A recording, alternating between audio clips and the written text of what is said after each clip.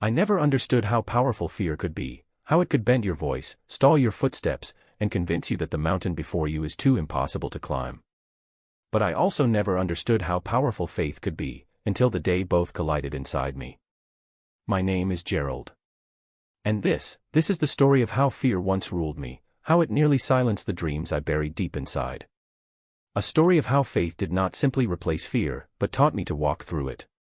If you've ever stood in front of something that terrified you, if you've ever felt frozen, if you've ever prayed for courage while your knees were shaking, then this story is for you. Growing up, I used to believe that brave people were born fearless. I thought courage was woven into their DNA, like some genetic advantage the rest of us simply didn't have.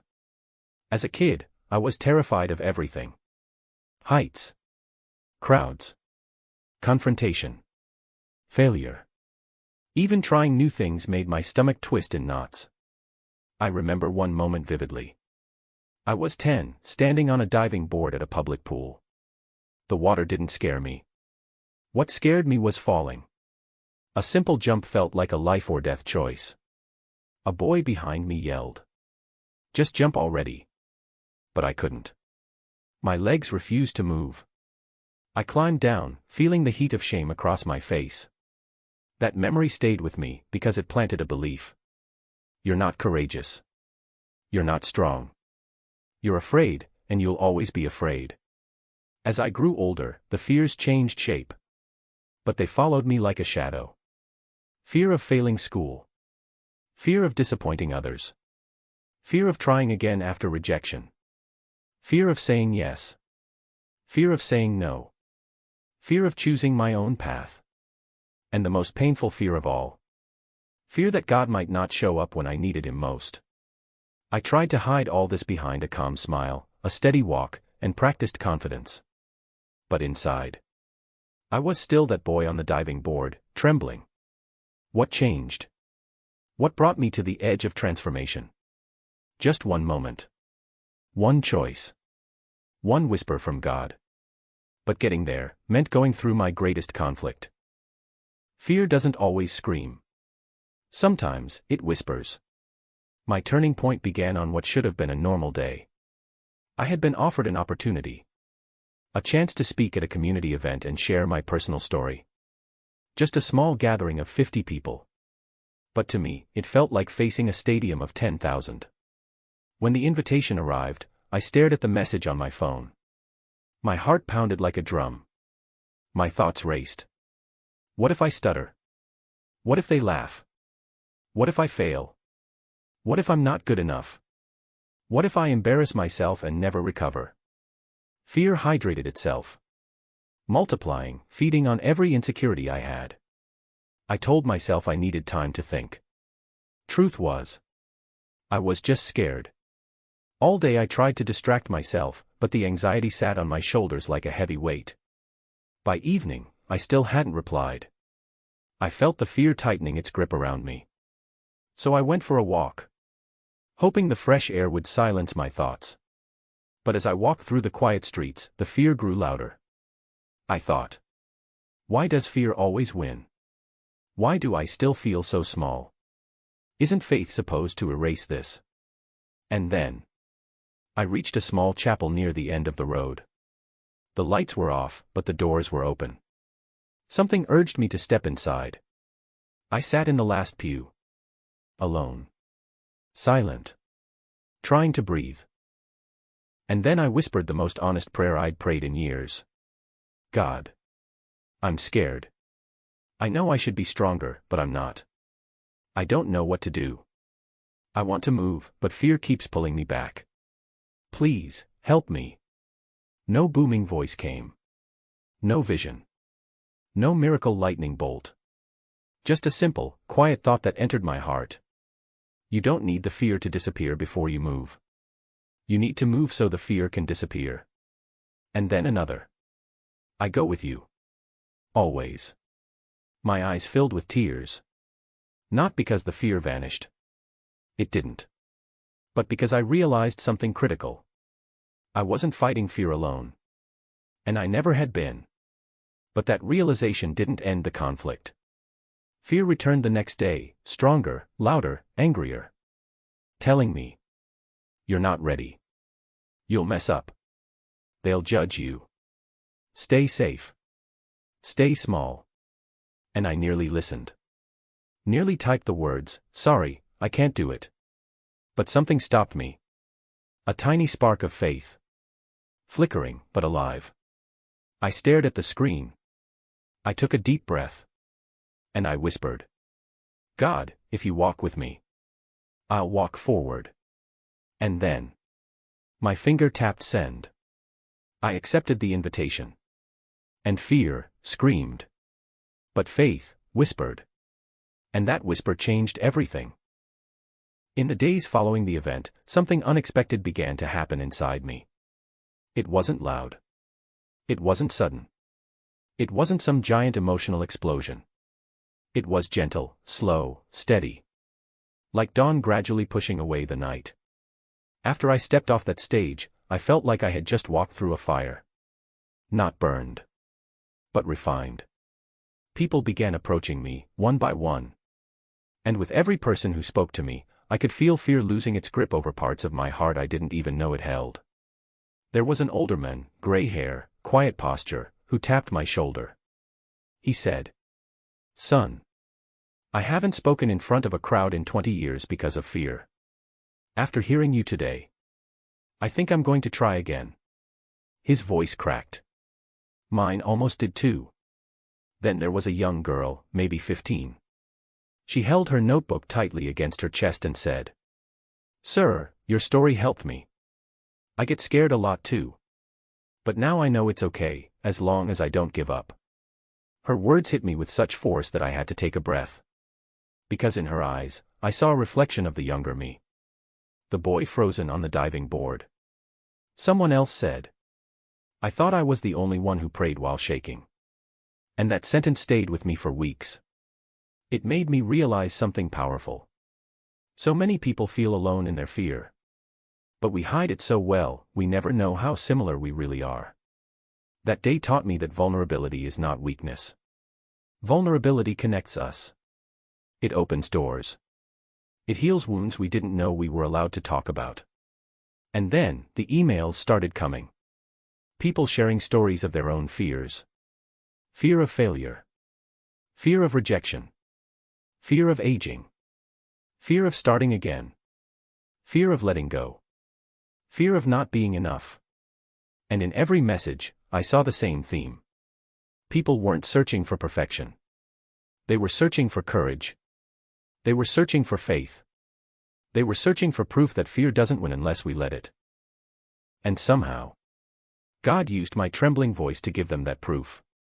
I didn't expect any of this. I didn't expect to inspire anyone. I didn't expect to be the person someone looked up to for courage. I just expected to survive the experience. But that's the thing about God. He doesn't just help you survive. He helps you transform. He doesn't just strengthen you for yourself. He strengthens you so you can strengthen others. Little by little, I began seeing fear differently. It wasn't a wall anymore. It was a doorway. It wasn't a prison. It was a signal. A sign pointing toward something important God wanted to do. I realized. The moment you stop running from fear, fear loses its power. The moment you step toward the thing that scares you, it shrinks. And the moment you trust God enough to walk forward, even with shaking hands, you open yourself to victories you never imagined possible. I started saying yes to things I never would have before. A bigger event. A leadership role. A new project. Even hard conversations I had avoided for years. Not because I stopped feeling fear, but because I finally understood this truth. Fear is loud. But faith is louder. And every step I took, every single one, was another crack in the foundation of the old me. The men who once whispered, "I can't," was slowly becoming the men who said, "With God, I will." When I look back now, I can see the path clearly. The journey from fear to faith. From trembling to trusting. From hiding to stepping forward. But at the time, it was anything but clear. It was messy, confusing, emotional, uneven. Some days I walked with boldness. Some days I slid back into old patterns. Some days I felt unshakable. Other days, fear returned with a voice so familiar that I almost surrendered again. But every single time fear resurfaced. God's faithfulness resurfaced too. Fear returned. But so did grace. Fear tried again. But so did courage. Fear whispered lies. But faith whispered truth. And that is what carried me through. I used to think courage only counted when you felt strong. But now I know. Courage counts most when you feel weak. That's when it matters. That's when it shapes you. That's when it teaches you who you truly are. And more importantly, who God truly is. Years later, I still feel fear. But now, fear feels different.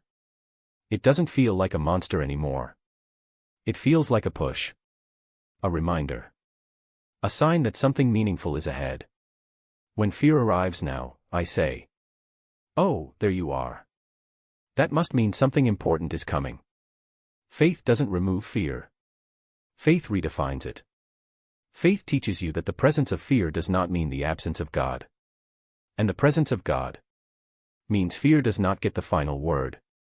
So now, when I stand on a stage, or take on a new challenge, or speak into a camera, or face a moment that shakes me, I no longer pray, "Lord, remove my fear." Instead, I pray, "Lord, walk with me through it. Make me brave in the middle of it. Let your strength become my courage." And somehow, He always does.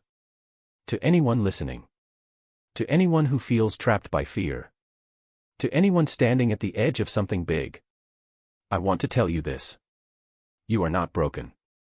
You are not weak. You are not less than. You are human. You are learning. You are growing. And you are not alone. Every fear you face is shaping you. Every step you take is strengthening you. Every moment of trembling is preparing you for something greater. God is not waiting for you to become fearless. He is walking with you as you take each trembling step. And one day, you will look back, just as I do now, and say, "Thank God I didn't let fear win." Because the life on the other side of fear, it is bigger. It is brighter. It is richer. It is more beautiful than you can imagine. And it is waiting for you. If this message spoke to your heart today, don't let it stay within you. Take the next step. Move forward, even if your knees tremble, even if fear is still whispering in the background. Remember, courage is not a feeling. It's a decision. And you can choose it right now. If you're ready to grow in faith, ready to rise above fear, and ready to walk boldly into the life God has prepared for you, please like this video, share it with someone who needs encouragement, and subscribe to the channel so we can continue this journey of faith together. Every message we share is meant to strengthen you, to remind you that you are capable, you are chosen, and you are never walking alone. Take that step. Choose faith. Choose courage. And let's keep walking forward, together. The rain came suddenly, drumming against the pavement like it had a message it wanted me to hear. I stood outside the office building, my cardboard box of belongings clutched to my chest, and I couldn't even remember the last time I had felt the world press down on me like this. My boss's words echoed in my ears, clipped and final. "We're letting you go." Effective immediately. I wanted to cry. I wanted to scream. I wanted to throw the box at the wall and watch it explode. But instead, I laughed, the kind of hollow laugh you make when your life has just been turned upside down, and there's nothing left to hold on to. I didn't notice the umbrella at first. I didn't notice him. Then he was there, a stranger stepping from the shadows, holding a black umbrella that seemed impossibly large for one person. His eyes met mine, calm and steady, and for a moment, I felt like he had been waiting there all along, waiting for me. "You look like you could use some shelter," he said. I blinked. I'm fine." "You're not," he replied softly. "Come walk with me. You won't get wet. I don't know why I followed him. Maybe it was exhaustion. Maybe it was the sudden warmth that emanated from him, a quiet reassurance I hadn't felt in years. We walked together under the umbrella, the city blurred around us by rain and neon light.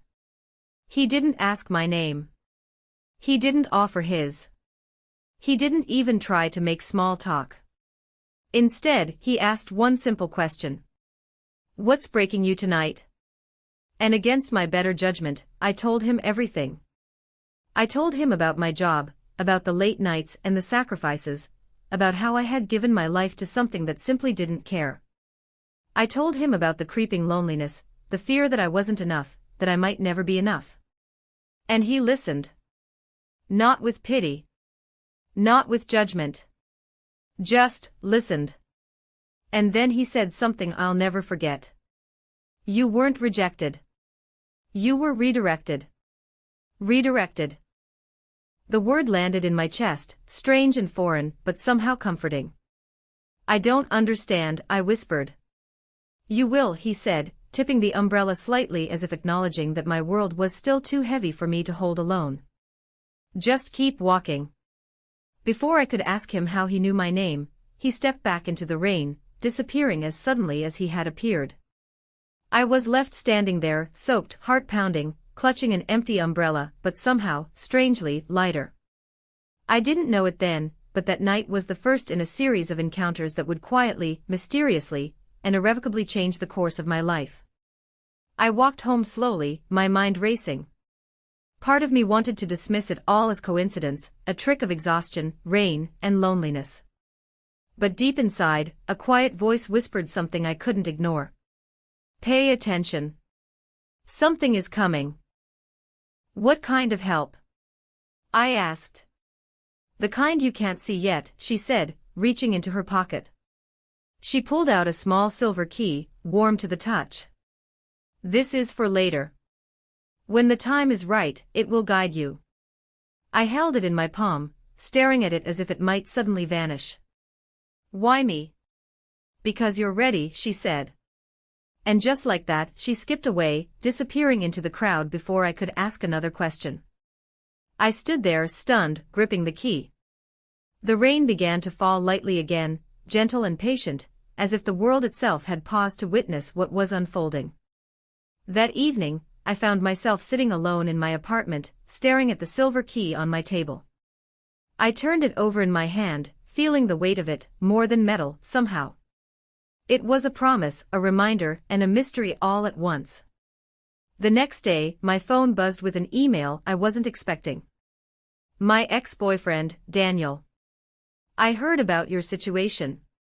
Can we meet? My first instinct was to ignore it.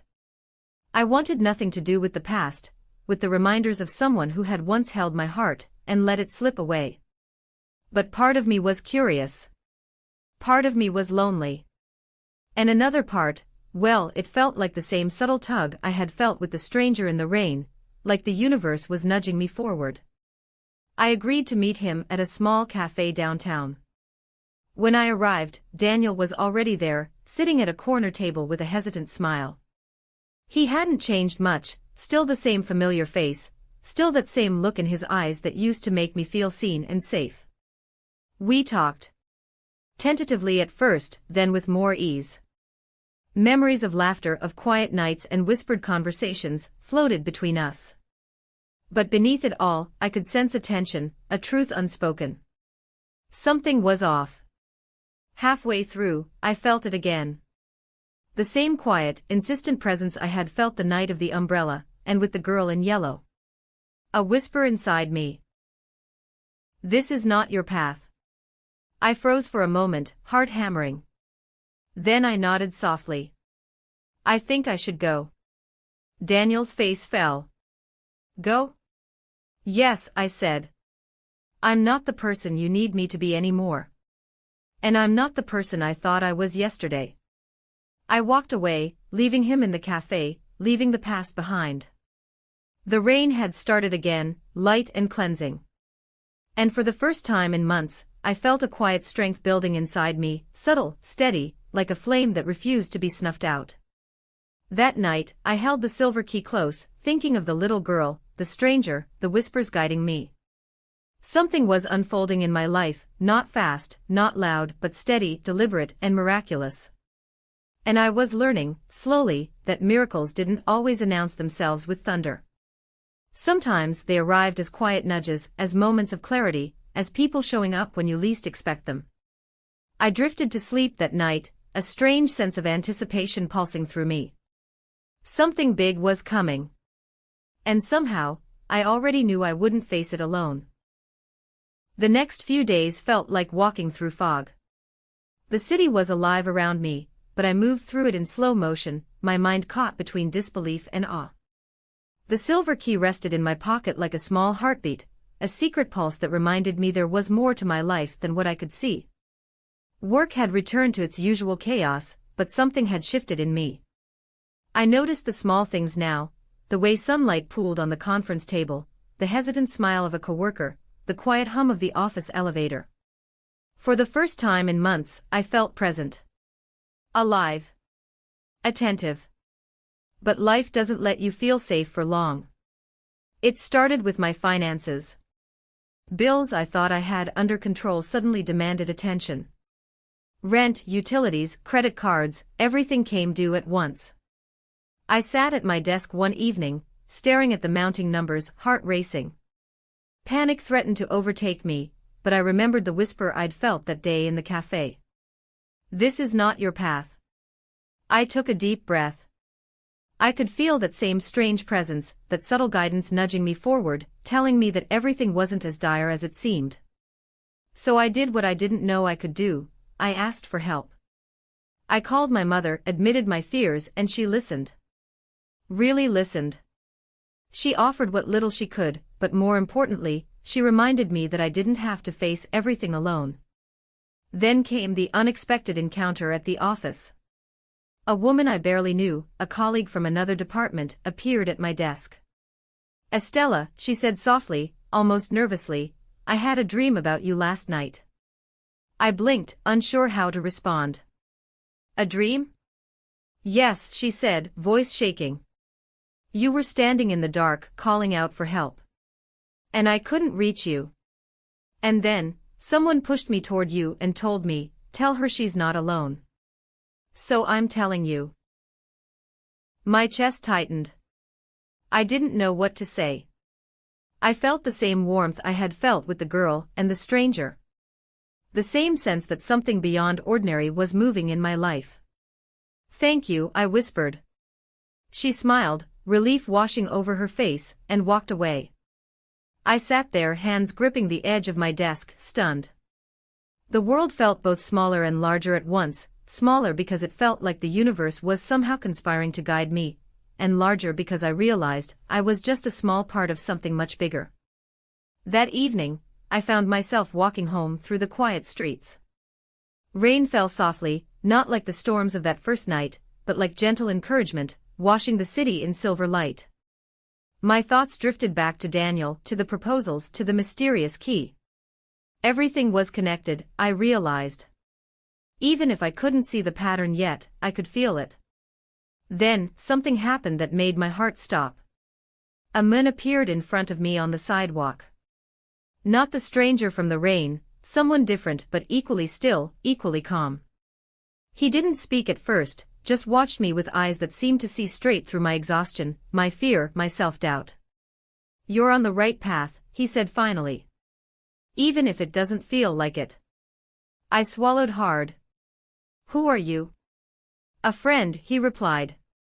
One of many. You're being guided, Estella. Don't resist it. I wanted to ask how he knew my name. I wanted to ask what he meant. But before I could, he turned and disappeared down the street, leaving only the faintest scent of rain, and something else I couldn't identify, something comforting. I walked the rest of the way home in silence, my chest tight with anticipation. I realized then that miracles weren't always loud. They didn't always arrive in bursts of light or thunder. Sometimes they arrived in whispers, in nudges, in people who appeared just when you needed them, then vanished. The next morning, I woke with a strange clarity. The weight in my chest that had plagued me for weeks felt lighter, almost gone. It wasn't magic. It wasn't luck. I couldn't explain it, but I knew something had shifted. I reached for the silver key, turning it over in my hand. Its warmth reminded me of the little girl, the stranger in the rain, the colleague who had delivered that dream message. The key wasn't just a physical object anymore, it was a symbol. A promise. A guidepost that whispered, "Keep going. You are ready." At work, I found myself unusually focused. My tasks, which had once felt endless and exhausting, now seemed purposeful. I noticed solutions where I had only seen problems. Ideas flowed in ways I hadn't expected, as though my mind itself had been unlocked. Then came the meeting I had been dreading. My boss, Mr. Navarro, had called me into his office with a serious expression. I braced myself for disappointment. I expected a lecture, criticism, maybe even termination. But when I walked in, he slid a folder across the desk toward me. "This came in yesterday," he said, voice calm but tinged with surprise. "A proposal. Full details, innovative solutions, written in your style." I blinked. I didn't submit anything." He raised an eyebrow. "Well, it's here. And it's excellent. I want to implement it. Immediately." My hands trembled as I took the folder. Pages I didn't remember writing lay neatly before me. And yet, every word felt like it had come from me, the me I had been too exhausted, too disheartened to access until now. I realized then that the series of small miracles, the whispers, the guidance, the encounters, had led me to this. To clarity. To confidence. To action. By the end of the day, my department was buzzing. Colleagues came to congratulate me, unaware that I had no recollection of authoring the proposal. I smiled, answered their questions, and nodded politely, but inside, my heart was racing. Something larger than myself had been at work, and I felt its presence in every confident step I took. That evening, I returned home to find the silver key glowing faintly in the dim light of my apartment. Not literally glowing, of course, but it radiated significance, importance. I knew it was time. I approached the spare room, the one I rarely used, where I had first started noticing these strange patterns in my life. The door was locked, though I had never locked it before. Hands shaking slightly, I took the key and inserted it into the lock. It turned perfectly. The door creaked open, revealing an empty room, familiar yet strange. On the desk lay an envelope, handwritten, elegant. I opened it carefully. Inside was a single line. "You were never alone. Even when you felt lost, guidance was with you. Trust it." And beneath that, 3 words. "Live. Don't hide." Tears blurred my vision. I pressed the note to my chest, feeling an overwhelming mix of relief, joy, and reverence. Everything, the stranger, the girl, the dreams, the whispers, it had all been guiding me to this moment. To trust. To believe. To act. In that moment, I understood, miracles aren't always about grand gestures. They are the subtle, quiet forces that lead us to courage, clarity, and purpose. They are the unseen hands that push us forward when we are ready, the voices that speak when we listen, the signs that appear when we pay attention. I sat there for a long time, letting it sink in. I was ready to live fully again, to embrace my path, and to trust that whatever came next, I would not face it alone. In the days that followed, I moved through life with a sense of purpose I had never known before. It wasn't that everything became easy, no. Life still had its sharp edges, its demanding responsibilities, and its moments of doubt. But the difference was me. I wasn't the Estella who lived in fear of failing. I wasn't the Estella who thought she had to carry everything alone. I wasn't the Estella who believed miracles were rare and reserved for other people. Something inside me had awakened. Or maybe, something had been waiting for me to finally notice it. At work, my sudden surge of innovation didn't go unnoticed. Mr. Navarro called me into the conference room one Thursday morning. His expression was unreadable, a mix of curiosity and genuine admiration. Estella, he said, sliding another folder toward me, we're promoting you. I froze. Promoting me? Yes, he said with a small smile. To project coordinator. Your ideas have transformed this place. Your leadership these past weeks has been remarkable. You've earned this. For a moment, I couldn't speak. A warmth spread across my chest, the same warmth I felt the night I met the stranger in the rain. I whispered a quiet thank you, though I wasn't sure if it was meant for him, or for the unseen forces that had guided me to this moment. I walked out of the conference room with tears threatening to fall, but they weren't tears of fear anymore. They were of gratitude, of realization, of awe. And yet, the greatest miracle came not through work, not through encounters, but through something far deeper. My heart. That night, I sat alone in my apartment, the silver key resting in my palm. I closed my eyes and breathed deeply, for the first time in a long time, without heaviness. Without the sense of being chased by life. I whispered softly into the quiet. Thank you for not giving up on me. It didn't matter whom I was addressing, God, fate, the universe, my guardian angels. What mattered was that I understood now. Miracles don't always save you. Sometimes, they guide you to save yourself. And that was exactly what had happened. The next weekend, as sunlight spilled across my apartment floor, I caught my reflection in the mirror. I stared at the woman looking back at me. She looked peaceful. Sure. Alive. Finally, I whispered the truth I had been circling around for weeks. I am the miracle. The room felt warmer. Softer. Filled with a quiet presence. It wasn't the stranger from the rain. It wasn't the little girl. It wasn't the mysterious man on the sidewalk.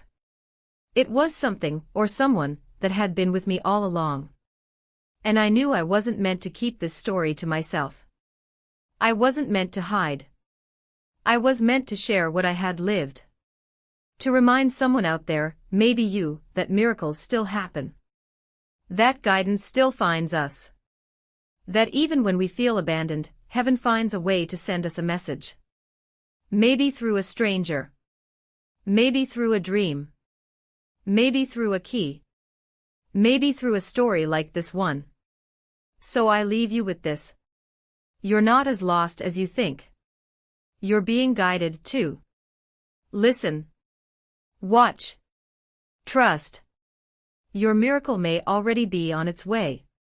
And if this story touched you, inspired you, or reminded you of the strength within you, like this video, share it with someone who needs hope.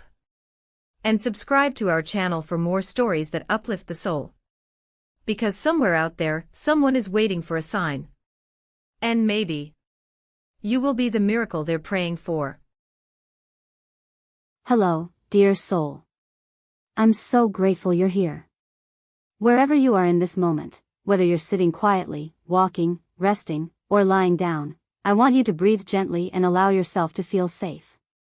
Let this moment be a pause from everything that has weighed on your shoulders. Let this moment be a soft, warm blanket wrapped around your heart. Let this moment be a sacred whisper from heaven. Because the message I am about to share with you is one Jesus has been longing for you to hear. Your miracle is near. Yes, nearer than you think. Nearer than your fears suggest. Nearer than your doubts whisper. Nearer than your circumstances appear. So come with me through this gentle journey. And let your spirit rest in hope again.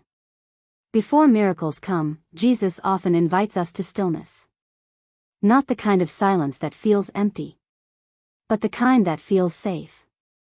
A holy quietness where your soul can breathe. Jesus says, "Come to me, all who are weary, and I will give you rest." Imagine him standing beside you now. His eyes soft, full of compassion. His presence warm, calming, steady. You don't have to be strong in his presence. You don't have to pretend. You don't have to hide your exhaustion. He already knows. And in this sacred stillness, something happens. The shoulders drop. The breathing deepens. The heart softens.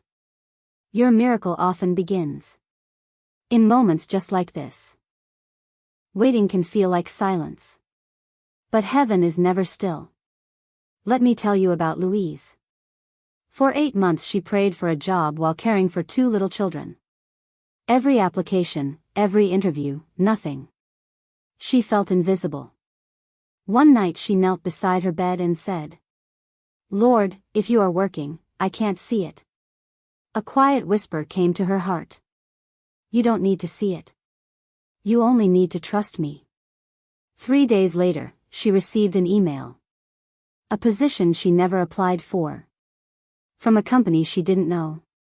Offering her a job with better pay and better hours than any she had sought. She later discovered her resume had been forwarded by someone she barely knew.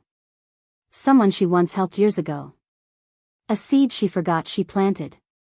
God had been working the whole time. Just not in the ways she expected.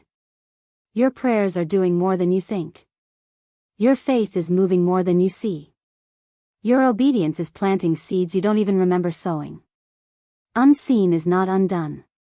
Delayed is not denied. Quiet does not mean abandoned. God works best in places our eyes cannot reach. Hope doesn't always shine brightly. Sometimes hope flickers softly in the dark. Let me share the story of Jonas. He battled addiction for years. Recovery, relapse, shame, it was a cycle he felt trapped in. He believed God had grown tired of him.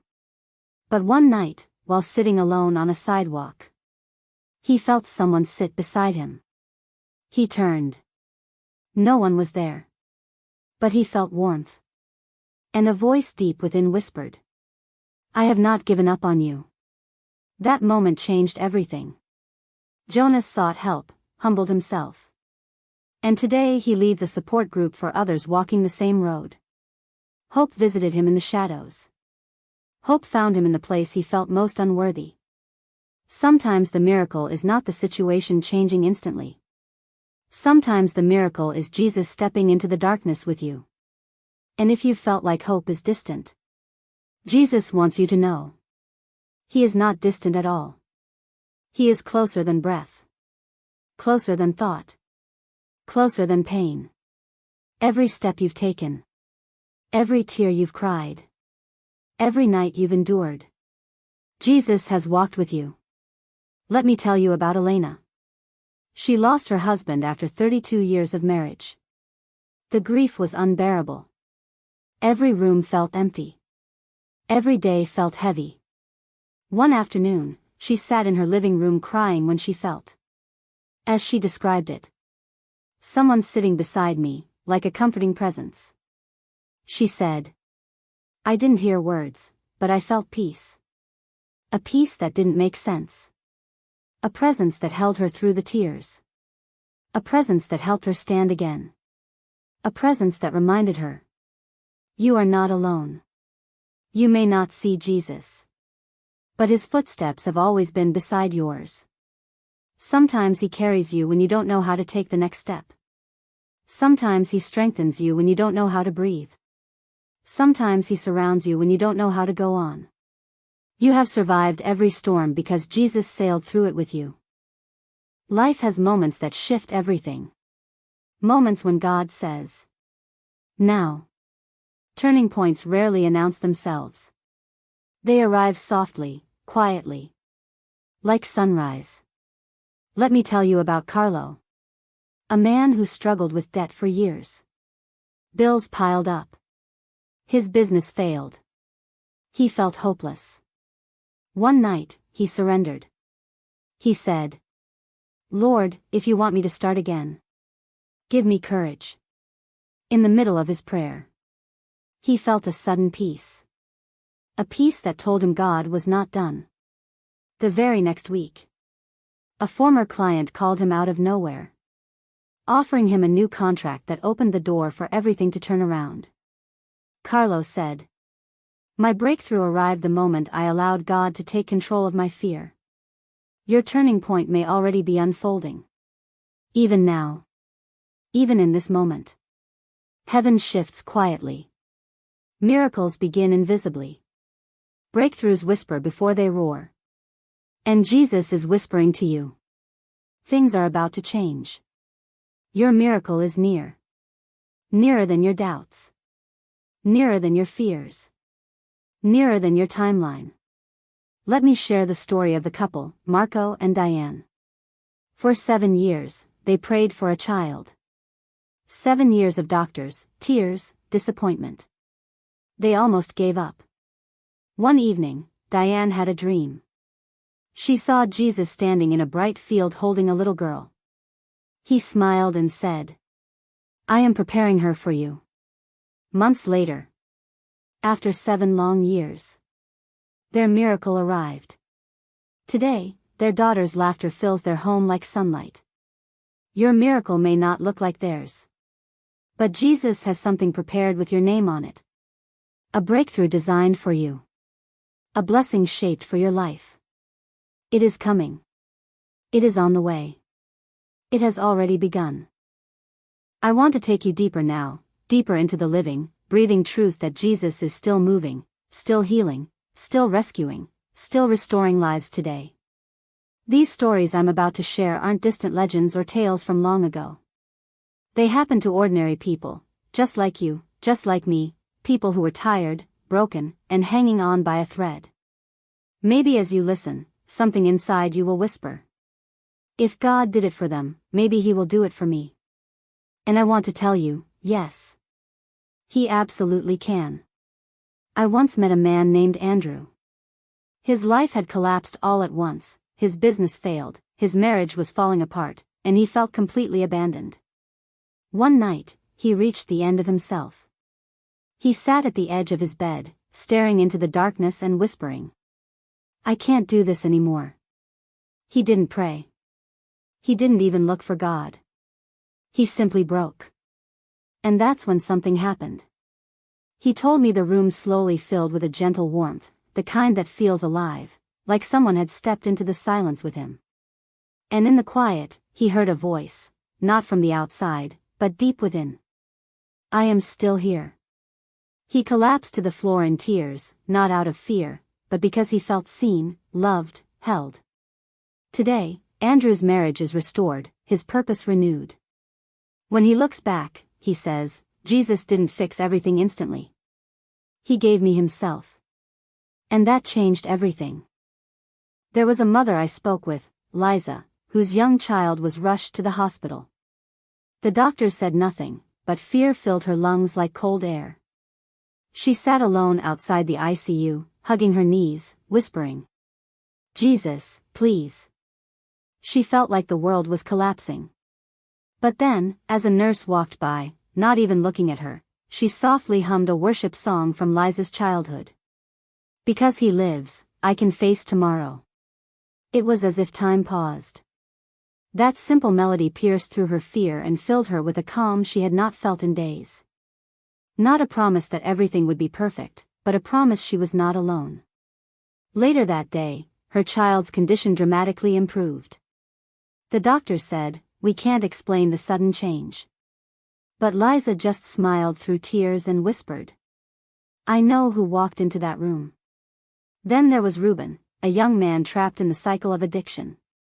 He told me he reached a point where he felt like he was losing himself. One day, lying on the cold floor of his apartment, he whispered a broken plea. "God, if you're real, I need you." He said what happened next felt as if someone knelt beside him. He didn't see anything, but the air changed, thickened with peace. And he heard a voice inside him. "You are not your mistakes. Get up." That moment wasn't a command, it was a rescue. Today, Reuben is free.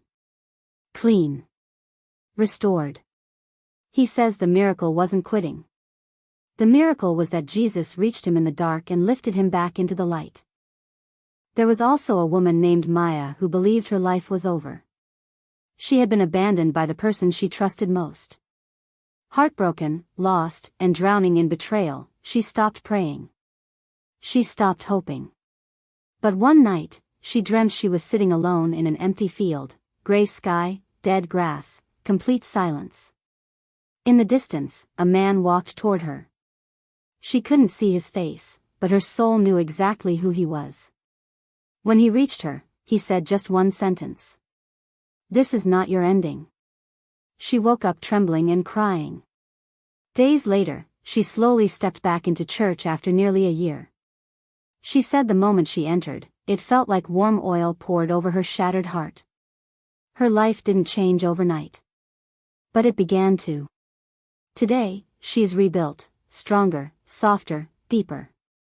She tells people, "Jesus didn't just heal my heart. He rewrote my story."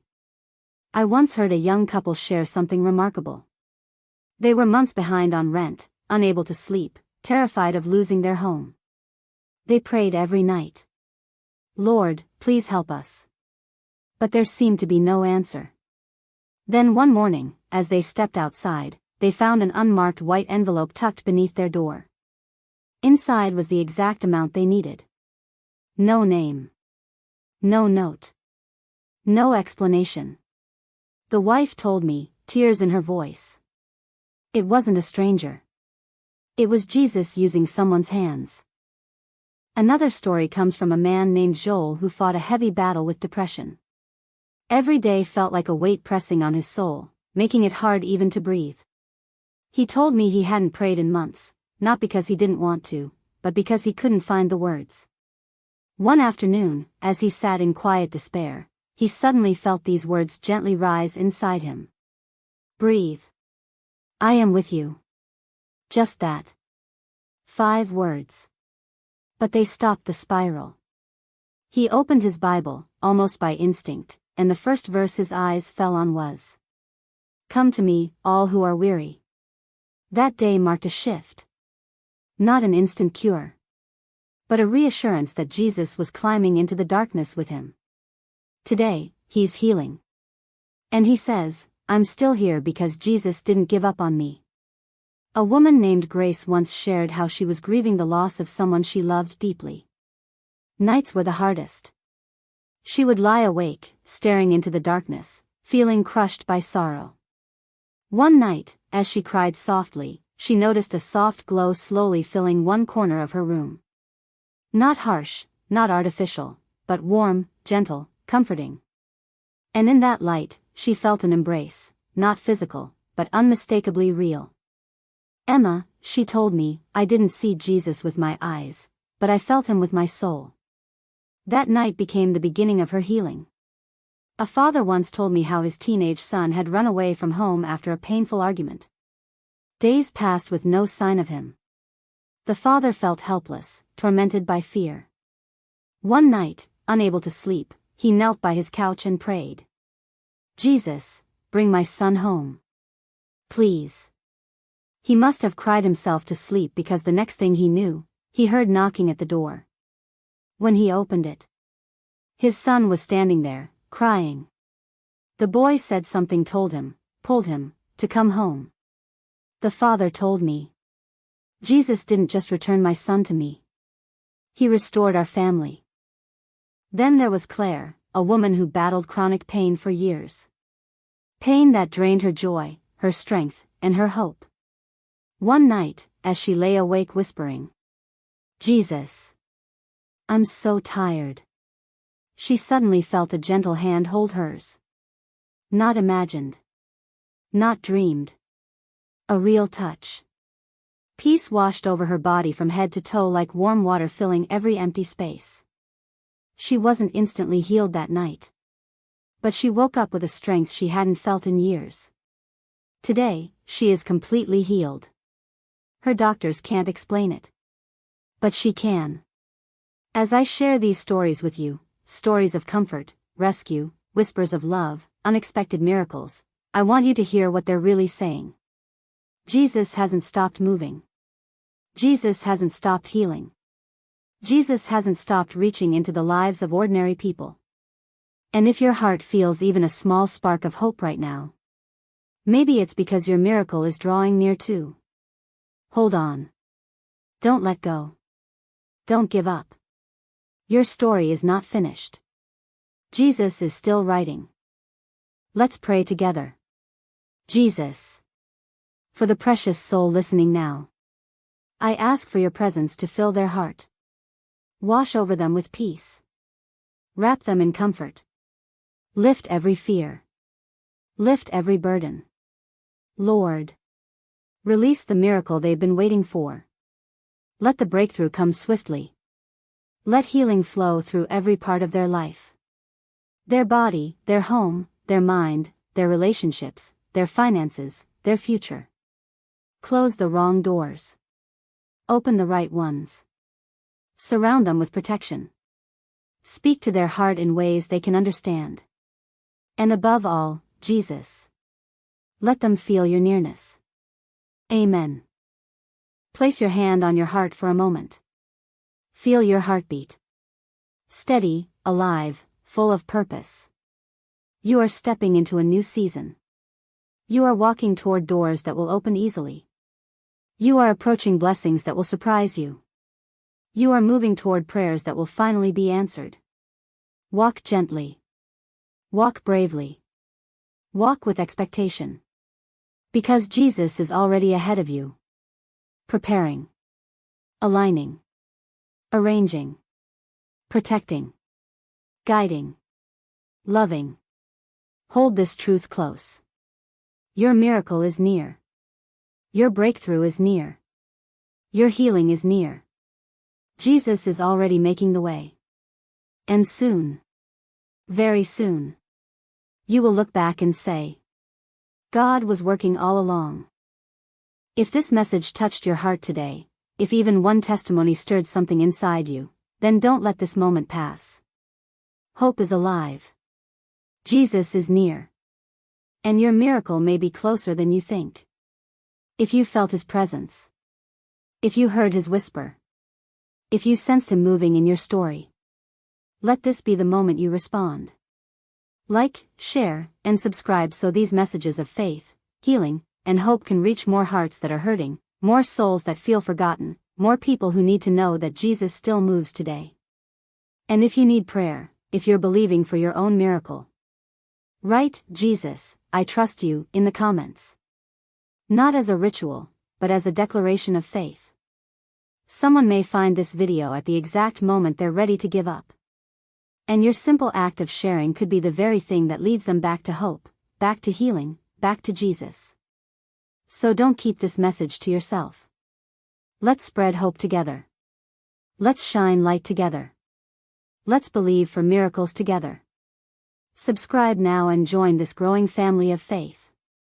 Because your miracle is near.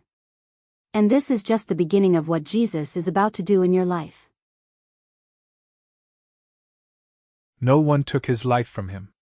He laid it down. Willingly. At that moment, the earth trembled. Rocks split apart. Tombs cracked open. And even hardened soldiers whispered, in fear and awe, surely, this was the Son of God. But love did not end at the cross. This story was not over. Death had not spoken its final word. Because in the silence of the grave, and the stillness of the tomb, heaven was preparing for a resurrection. After Jesus breathed his last, the crowds slowly dispersed, some shaken, some confused, others terrified by the darkness that had swallowed the land.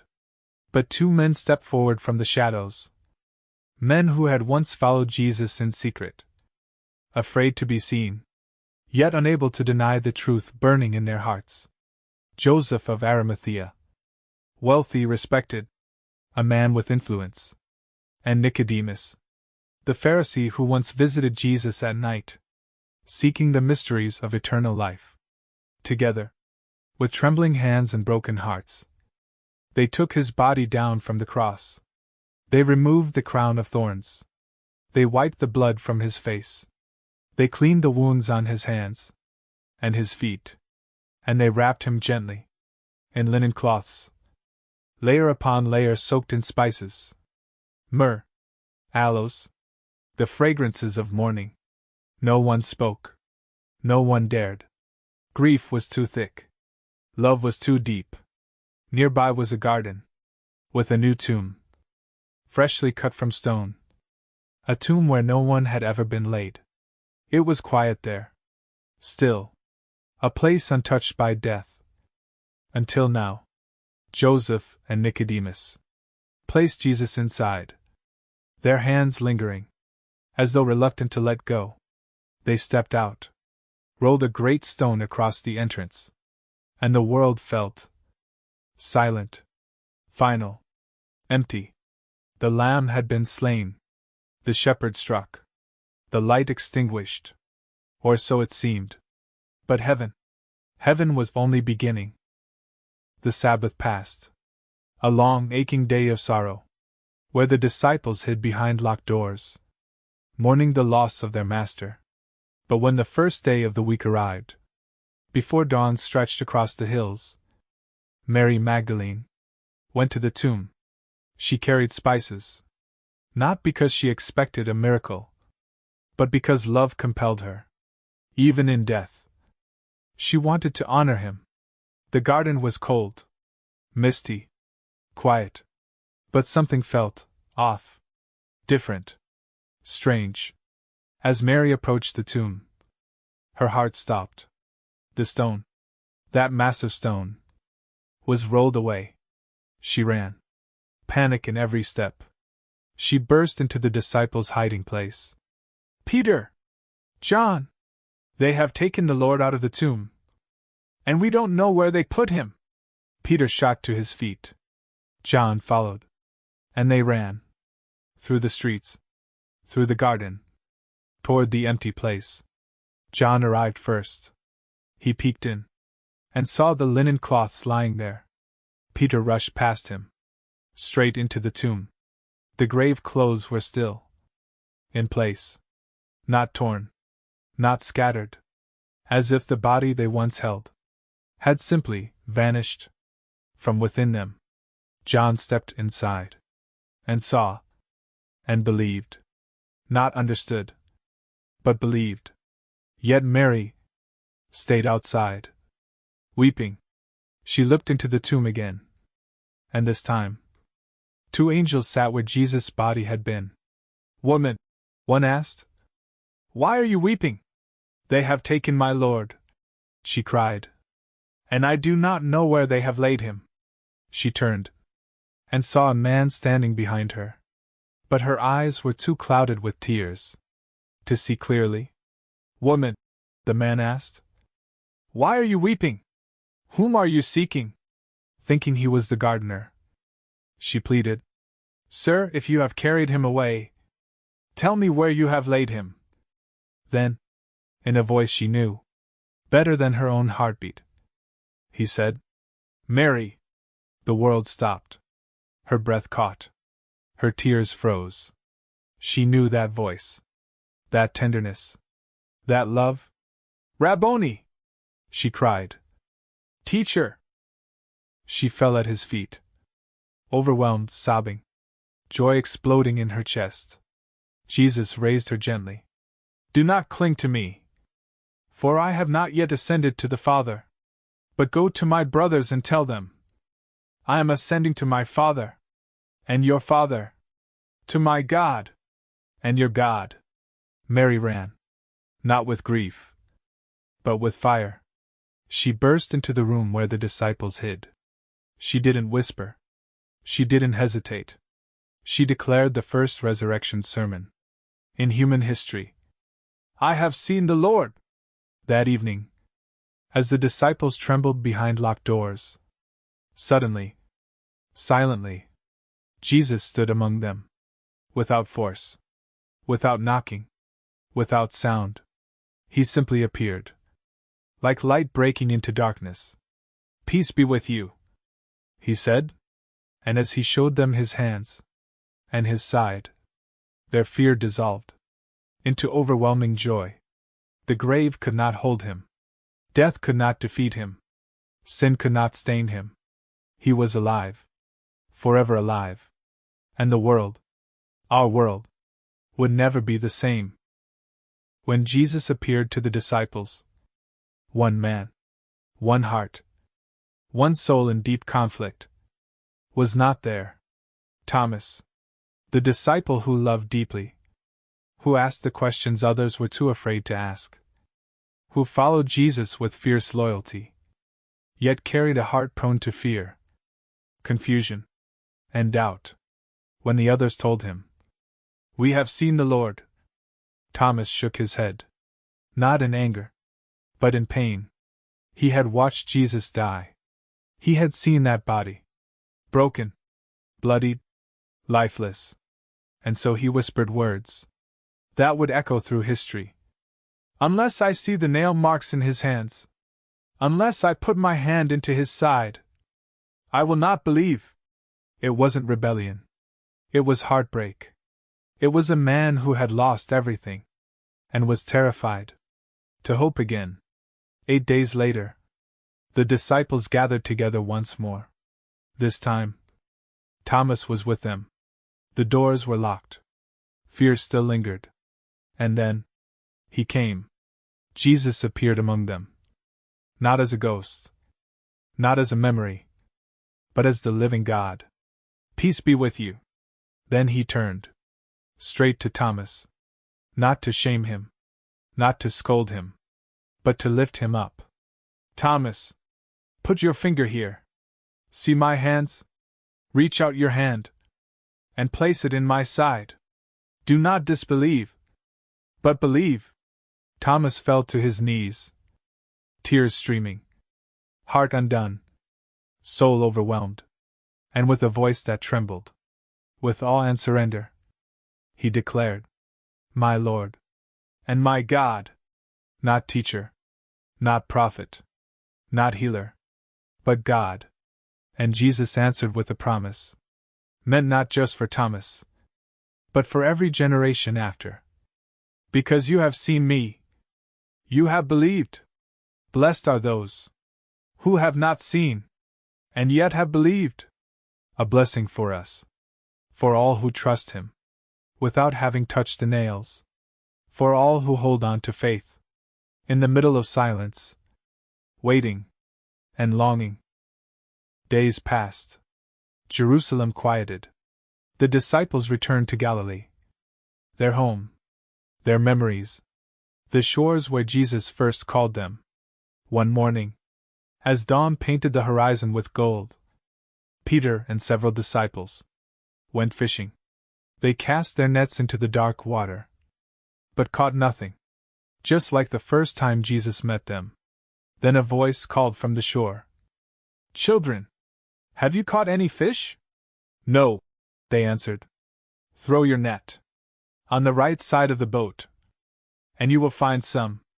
They did, and suddenly the net strained under the weight of fish, bursting with life. John's heart recognized the miracle. "It is the Lord!" And Peter, impulsive, passionate, still aching from his 3 denials, did not wait. He threw himself into the water and swam to Jesus, as fast as his arms could carry him. On the shore, Jesus waited beside a small fire, with fish cooking and bread ready. The risen King of Glory, making breakfast for his friends. Once they ate, Jesus turned to Peter, not to shame, but to restore. "Simon, son of John, do you love me more than these?" Peter lowered his gaze. "Yes, Lord. You know that I love you." A second time. "Simon, do you love me?" Peter swallowed hard. "Yes, Lord. You know I love you." A third time. A mirror of Peter's 3 denials. Jesus asked, "Do you love me?" This time, Peter broke. "Lord, you know all things. You know that I love you."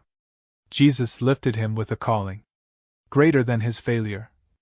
"Feed my sheep." Not, "You have failed me." Not, "I am disappointed in you."